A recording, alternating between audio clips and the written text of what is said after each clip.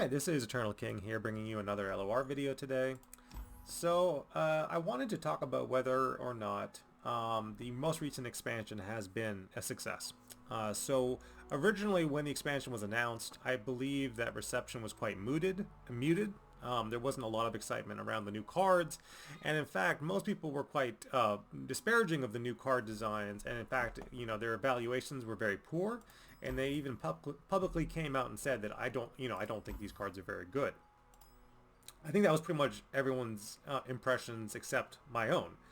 So now we have started to see some valid statistics and standards, so I'm just going to go through them really quick, just for those that are interested. And so we're going to go through story by story and give you the exact stats of established deck archetypes and their win rates, and even their play rates. So if we just go to stories, I can tell you exactly what the win rates are for each story card. I can tell you what the win rates are. Emperor's Army, so Grappler's deck in terms of being used by the general public. I'm not talking about Grappler's win rate. I'm talking about the win rate of the deck when used by everybody in the community. The average win rate is 53% for Emperor's Army. Because it is a bit of a complicated card, there is some advanced decision making to be made. And not only that, but Emperor's Army with Cannon is a little bit of a concession versus Emperor's Army with Azir Aurelia. So again, Azir Cannon is a bit of a concession versus Azir Aurelia. So obviously the deck is going to perform a little bit worse in general, in my opinion. Now, I could be wrong. It's very possible that Azir Cannon will be better than Azir Aurelia in the Eternal format. We'll have to see what next season looks like, and if that's the case, awesome. All hail our fun little ninja overlords. Again, I don't think it's really worth splitting hairs on which deck is better. The point being is that Emperor's Army is great in both Azir Cannon and Azir Aurelia, and is currently guaranteed to win 53% of games in the Azir Cannon shell, which is a good showing for that deck. Moving on to the next landmark with valid statistics, we have Iron Conquest. So Iron Conquest Hecarim, specifically duplicating things like Shark Chariots, duplicating things like ephemeral buffers. That deck is currently winning 57% of games.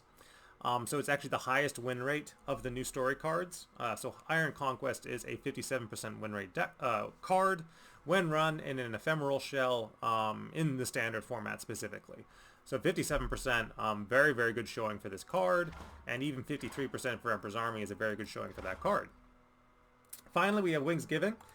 Wings Giving is at 55%, and that's a Nidalee deck. So, you want to talk about champions that have been poorly received in the past, and this is not one that I would have personally guessed, but yeah, Nidalee and the Transform archetype, thanks to Wings Giving, is now a 55% win rate deck.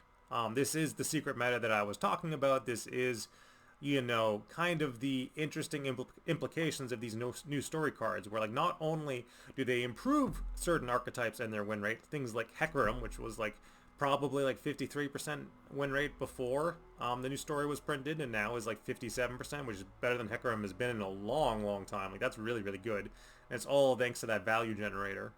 We now have Nidalee, who has never been a higher than 50% win rate deck. Like Nidalee has never been better than 50%. She's been teetering on the edge of playability, 50, 49, 48, like not a good card. And then thanks to the Wings Giving being a big boon for the Transform archetype, it is now a 55% win rate deck just off of, again, the value printer, the non-interactive value printer into the Eddy matchup. So again, I wanted to mention Nidalee there specifically because that's a case of a card being so good that it retroactively fixes previous expansions. Like, wow, that's nuts. Or maybe that the expansion never needed fixing in the first place, but again, more or less, it is kind of retroactively fixing old champions by being that good. And imagine if we had a Poro card printed, a story card for Poros, not called Poro Parade, ironically. It would have to be an actual Poro card. It very well might fix Poro King, right? So that's the thing, is like that's the power of these story cards, is that they can retroactively fix older archetypes just by being mixed into the meta, in the secret meta, if you want to call it a secret still. I'm doing my best to get the word out there. So 53%, 55% for Wings Giving, and then finally we have 57% for Iron Conquest. And that is Hecarim, Nidalee, and Azir. Really good showing for these new story cards, and their win rates in the secret meta. Again, I'm trying to get the word out there so it's not a secret anymore. And then we'll just start calling it the meta. It'll just be part of the meta in terms of play rate, sitting there right alongside Eddy. Already, Iron Conquest is seeing a 5% play rate, which is, you know, in terms of modern LOR, is actually a very high play rate. Wings Giving is still, you know, sub 1%, so no one's playing Wings Giving. Emperor's Army is still sub 1%, so no one's playing Emperor's Army. So these cards are still slept on. But Iron Conquest has started to make its way into a mainstream deck, and it is Hecarim, and Hecarim is fairly easy to play. So that helps, I think, make up for some of Iron Conquest's slower tempo, is that Hecarim is just like an easy archetype to run. So who knows what we'll see next? Who knows? Obviously Vex. So we're going to talk about Family Reunion. Vex is turning out to be the most ubiquitous champion in the new in the new expansion. It is Vex. And you might remember when I was talking about, you know, in one of my previous videos, I talked about building a Vex Eddy deck. Turns out that's actually meta. Like, that's a thing that people are doing now.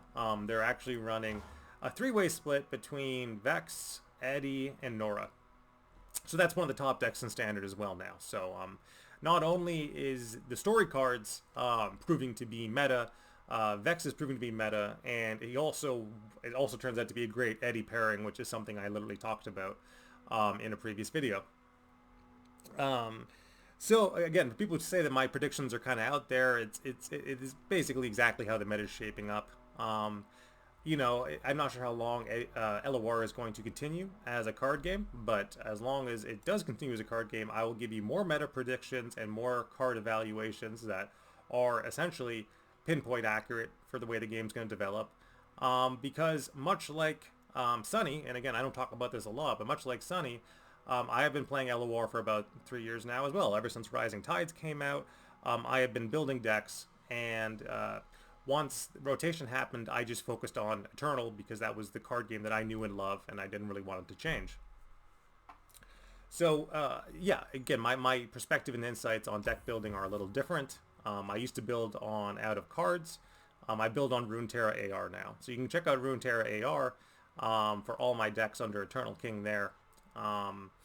And again, for any news and updates on LOR as a card game, or the meta, or how new cards are shaping up, and specifically how the new cards will shape up in Eternal once we get proper numbers for that, which will be quite some time. But even then, just, you know, Standard, which has been pretty boring as a whole, basically dominated by Eddy, is getting a little more diverse now, a little more interesting with the new expansion.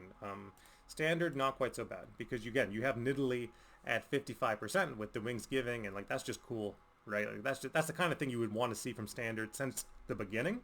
You would want to see Nidalee doing well in a Standard format, and just never panned out that way. Well, it's finally happening, guys, and you know, it's thanks to the new story cards. This is Eternal King, signing out.